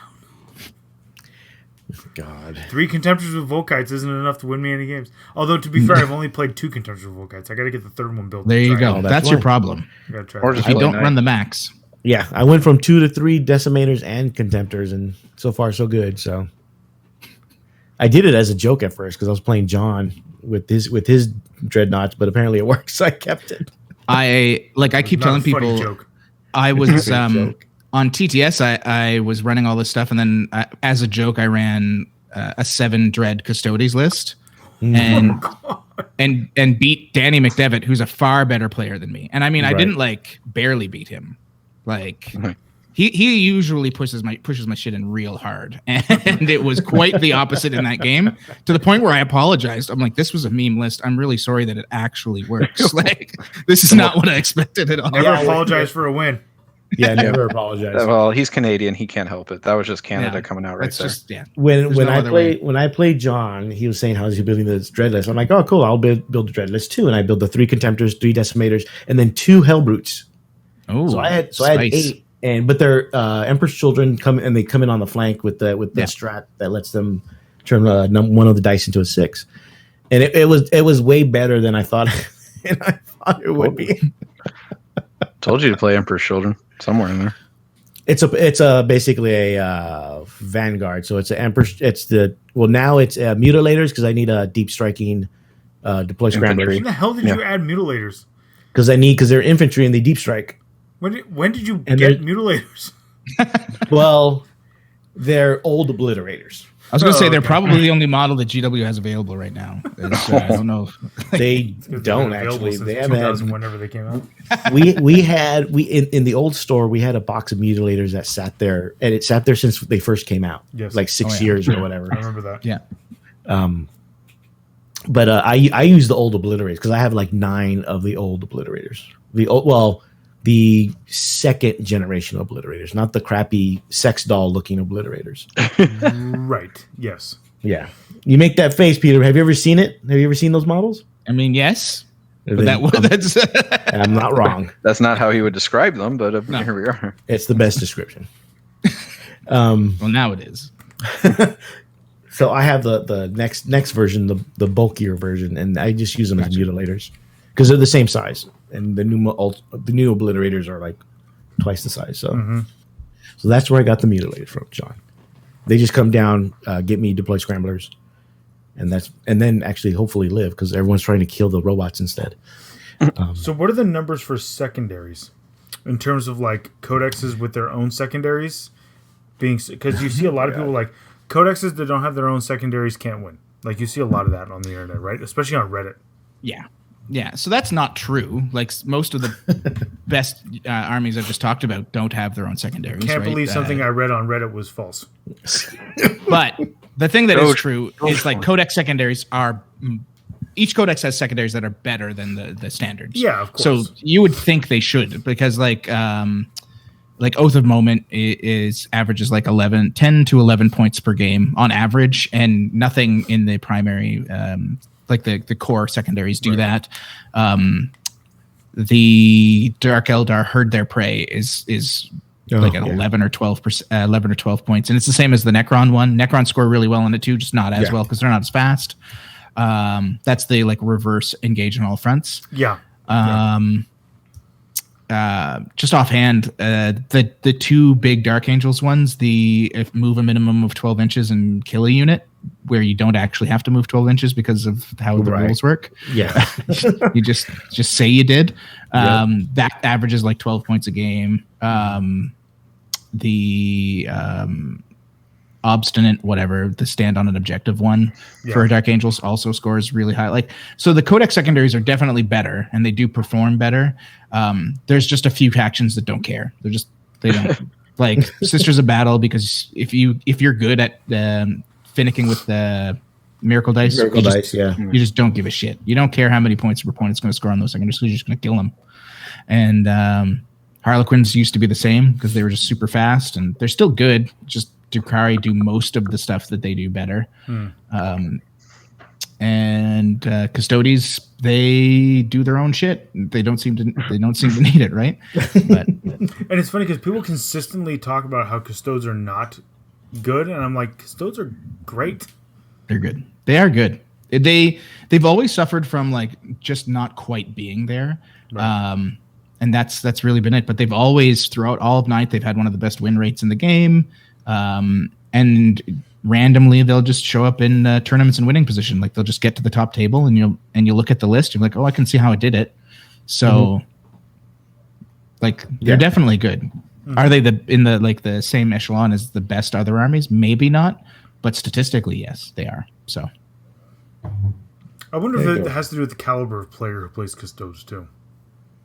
Yeah, I mean I would say that has a lot to do with it. I mean, if you look at like some really top end players that record their stuff, John Lennon plays them a lot and does very well with them. Yeah. But even he won't take them to a tournament, right? Like generally he'll take something else because it's slightly better. Whenever you watch like the tabletop Titans guys, when they bring them out, although they did their Drukhari game the other day and it was not fun to watch. It was really not fun. I almost threw up watching like 5 witches kill like 3 Alaris. I was like, get out of here. I can't do this anymore. Wow. Get out of here. Don't they have chainswords? Yeah. If they had them, no, they have fists, no chainswords. Oh, that's why they lose. That's why they lost. They didn't have chainswords. If you have more than 1 AP, you can't kill Drukhari. That's the rule is minus 1 AP. Yeah. I have 20 assault intercessors fully painted, so I should totally dominate a Drukhari army, right? Yep. Yeah. I can't see you running into any problems against any part of that list. Awesome. Is Anthony still watching the show, Anthony? You are effectively immune to those flamers, right? Like Drukhari army. 2 damage flamers, assault intercessors don't care. Yeah. How many wounds do they have? More than 2 wounds, right? Oh wait. Oops. Wait. They just duck. They duck under the flame, right? I'm going to charge you. Pull them to Overwatch. Them heavy bolt pistols. But my chainsword. I was told chainswords are what works. I want to speak to the manager. I was kind of going through some of the comments. I usually don't read comments because I don't care. Right. That's the right attitude. But the Goonhammer ones, like some people give, especially on Reddit, they were actually giving like, legitimately good feedback. So I wanted to read. And there was a guy that went on a thing about how you shouldn't consider raiders too good because they're the equivalent of an impulsor. And I really couldn't. Like I didn't know what to say. Like I don't want to start that argument. Luckily, somebody else did because I was like, I don't know where you're going with this. It's hard to argue with somebody who is so wrong. Yeah, I think the argument was like their strength is better, which isn't actually true because you can take blade veins on a raider and then its strength is actually better. Right. That weapon skill 6+ impulsor is just going to mow down Drukhari, right? Yeah. And you still have everything on 40K. 40kstats.com. Yep. Yeah. I still track everything every week. I usually on Sunday or Monday, I'll get in and I'll start ramping out the stats and updating all like the top 4s so that everybody can see them. I do my best to kind of hold to some particular standards for what tournaments I track. Just to make sure that they're 1,500 point. Everything's 2,000 points. Everything's 28 players. No, my goal at least. Ironman, 2-day Ironman tournaments. Don't get me started. I hate when they lie. I hate when they describe it one way and then I go in and start looking at lists and I'm like, these lists are weird. How are they winning? And then I actually count it out and I'm like, oh, they didn't do what they said they were doing. Oh, son of a bitch. Yeah. Yep. Goddamn New Zealand with their 1,500 point tournaments. Sorry, New Zealand. It was something they did more in 8th but in 8th there was like I would see 1,500 points all the time out of New Zealand, and I'd be like, "Come on, guys, just up it so I can record this. I want this data." That's like the sometimes when I watch battle reports or think, "Oh, this might be interesting," I look and they're like, "We're playing 50 power level," and I'm like, "Yeah," and I'm like, "This isn't competitive at all." No, but they advertise it as a competitive, watch our tournament or competitive level, battle report. And I'm just like that. No, that's not how it works. That's not how any of this works. Nope. It's literally not how it works. So, and then I know I asked you off the air in regards to Stat Center because it's been a while. It's been a while. Yep. And I know things are coming back in terms of games being played. So, and I know people are asking you guys. Yeah. Or, well, they probably are. You know, shockingly. When's it coming back? Yeah. They need more Falcon and Val. Yeah, apparently they do. We talked a lot about it. We're looking right now at June. We're going to start with the Atlantic City Open, and we're probably going to kind of adjust how we did things. We really want to focus on the super majors because we're looking at between Zach Becker's like London GT stuff he's doing and FLG. We're looking at 1 to 2 super majors a month at this point, every month. Oh, wow. So we're looking at doing like a lead up to the super major, what's been going on, who's going to be there, what to expect, some interviews, the actual weekend of the super major, maybe actually doing live coverage, depending on how crazy we want to do it. And then the week after, this is what happened. And then we have a week where it's like, here's all those other events that took place and where the meta is shaping up type thing. So that's kind of what we're looking at doing. So nice. Yeah, and I know it was fun hearing from almost every tournament, but it does get to be a bit much after a while. Yeah. At least it was, before COVID hit. Oh, yeah. We had a hard time. Like, at first, we were like, we're going to do it all. And then... Yeah, I remember. And then 8th hit its super stride, like, literally 3 weeks after we did it. We'd worked it all out. We were like, the average is 4 GTs a week. We can easily cover 4. And then, like, I want to say 2 weeks after we started, it was 11. And we were like, okay, well, this is just a one-off. And then I started looking ahead, and I was like, it's not a one-off, Val. And then there were like 9, or 10, and then it was a lot. Yeah. So there came a point where we said we're only going to cover the majors, and then maybe a GT if it's a week, and that worked out for us for a little while. But I think now. We'll see. I mean, I do love talking to the GT winners a lot more often. To me, I like showing people what the rest of the gaming world is like a little more than, talking to Nick Nanavati again. Not that Nick's a bad guy, but you hear enough from him. There's only so much. Yeah. Yeah. I mean, it's nice to get other people involved. Yep. I mean, and they get so excited. That was I think my favorite part was like you'd call this guy in New Zealand and he'd be like, "Mate, this is amazing," and he'd just go nuts and start like, "This is great. I love this." He's like, "I can't believe you guys are talking to me." Be a beloved 40K celebrity. No. I find that's why I find depends on the part of my the world. Articles for Frontline, and I'm like, hey, I want to talk to you about your thing, and I always like try to find people who aren't necessarily the very top, especially with like the hobby people. Hobby people, track people are like, oh yeah, here's all these pictures. Yeah, like, they love it. I only needed like 4. And he's like, here's my whole folder of 400 pictures of my army, and I'm like, damn, bro, this army's pretty amazing. Can I upload this whole 400? I think it was Lou Rollins we interviewed after an event, and he didn't even win. I was just like, I want to interview Lou Rollins because the guy has the most beautiful painted army in the world, and he was just like the best. And he still just messages me at random. He's like, hey, do you know there's an event coming up? I don't know if you guys are coming back, but in my area we're doing this thing. And I'm like, Lou, I love you. This is great. So, but but we're not coming back for this. Not for this. Maybe next time. Yeah. I think I don't think we have any more questions. Anything else you want to add in general that we may not have asked you, but you wanted to talk about, Peter? No, I mean, like, Drukhari are pretty crazy. I'm okay with being wrong, by the way, to people that are listening. Like, if next week at Dallas Open, everybody shits the bed, Drukhari are awful, and me and all these other people are just very wrong, and the stats don't turn out, that is actually just as cool to me as if I'm 100% correct. Because that's how numbers work, and I'm okay with it. Of the people playing Drukhari, are any of them like names we would recognize or should watch? Yeah, well, John Lennon's bringing Drukhari. Nick Nanavati's there with Drukhari.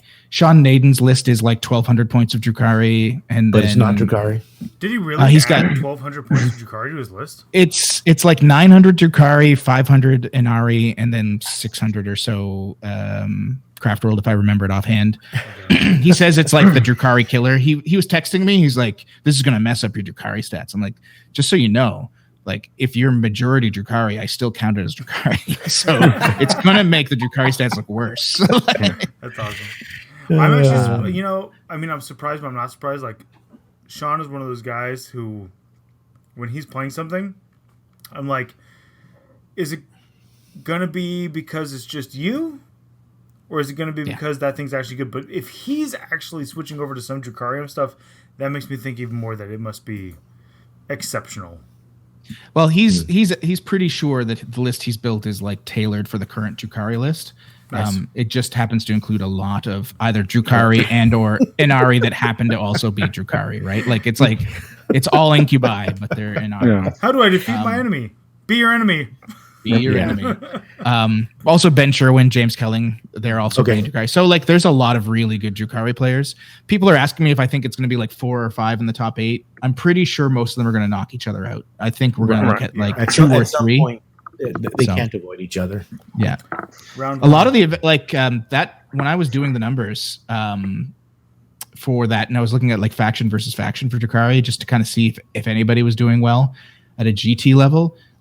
They played each other so much for only being 6% of the meta. Like it was like it was like 22 times out of 150 games they played themselves, and that's significant. So it definitely means bug or a feature. I hope so. Both, right? Probably. it was a bug, but now it's a feature. And then so like White Scars had a 3-1 record over that weekend. So I was like, oh, maybe White Scars have a shot. And I was kind of looking at the lists. I was like, maybe.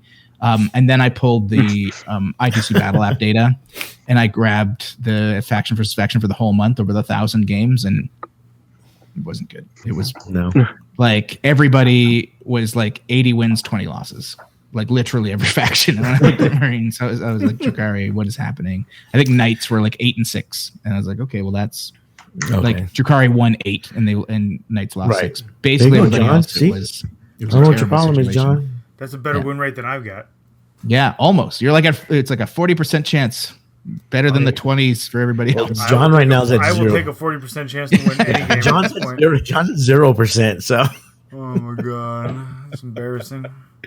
I can't decide if I just lean full into the Volkite Contemptors or if I pivot to Knights. Knights.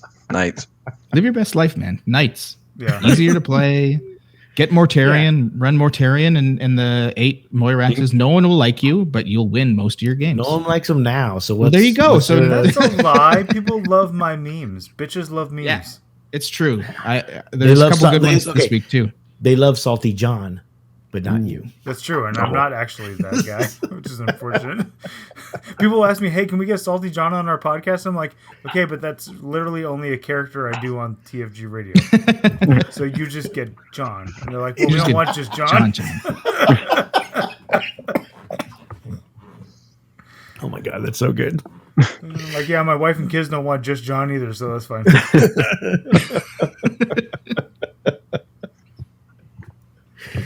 Oh my Peter, god. while we were sitting here, I literally took your comment about Reddit and made it into a meme on the Salty John page on Facebook, so you have to go check that later. I will. I will 100%. I'm going now. My Arctic internet, I bet if I try to go to any website, will disconnect. Correct. I know, right? I think we'll call it here. It's past Danny's bedtime for sure. Oh, Danny. Danny, I got your Iron Father Pharaohs here, like maybe 10 feet away from me. Oh, really? That's hilarious. That was my payment for commentating SoCal Open one year. Was the really? That's it? Pablo was like, "Take what you want from the used boxes." Oh, because I remember Danny. Yeah, that's right. Danny turned it in. Like he like, this is my last game. Turned it in. Yeah. I told you, no matter how I did, I would just. So I walked through the boxes and I was like, "Oh, that's Iron Father Pharaoh. So I'll take that." He seems to be glued wrong, but whatever. I'll fix it. That's Pablo was like, "That's probably me." Yeah. Pablo was like, "Well, I kind of wanted it." I was like, "Well, now I feel bad, but I'm taking it." No, now I want it more. That's a Danny feature. Yes. And I've never used it since. I fixed his arm and then I've never touched him. It probably broke and I very hastily just slapped him back together. It was not paying attention. I think his his servo arm was like shooting straight up in the air or something. And I was like, what is this all about? Yeah, I'm sure I dropped that thing so many times. So I'm sure it was just like, oh shit. Okay. Yeah. That's funny. Whatever. It's staying in place. That's all that matters. I think we'll call it here. I don't have any more questions from either Facebook or Twitch. No. All right, well, thank you, Peter, for coming on. I really appreciate it. Yeah, no problem. I wish Val had been here to fill up the rest of the time so that he could have talked about his new position and all the craziness going on there. But I know. We'll hopefully maybe talk to him separately in a separate interview. Yeah. See how Absolutely, it goes. we can make that happen. He loves to talk about himself, so just I know. I'm just gonna turn the mic on, say walk away, and then walk away, and then come back an hour later. We can put the thing up where the memes just run and Val can just talk. Yeah. Just make a noise once in a while, and it sounds like. Just record yourself, just like record a loop of just like random Or me just going, Mm-hmm. like talking to my wife. Oh no, not like this. Oh, Danny, any last words for the night? Play games, be nice to each other. The usual. John? Do we want words from somebody who can't win a game? Any advice? Just learn to adapt. Learn to adapt. Yeah. Learn to adapt. Get more chainswords. You know what? Just make Bring more memes and chainswords. live your best life online. Okay, Yeah. That's all that matters. Read a book every now and then, you ingrates. Peter, any additional pearls of wisdom? I got nothing, man. I'm pretty dumb. There we go. Well, thank you everybody for listening. Don't forget to suggest otherwise, but we'll let you go on that. It's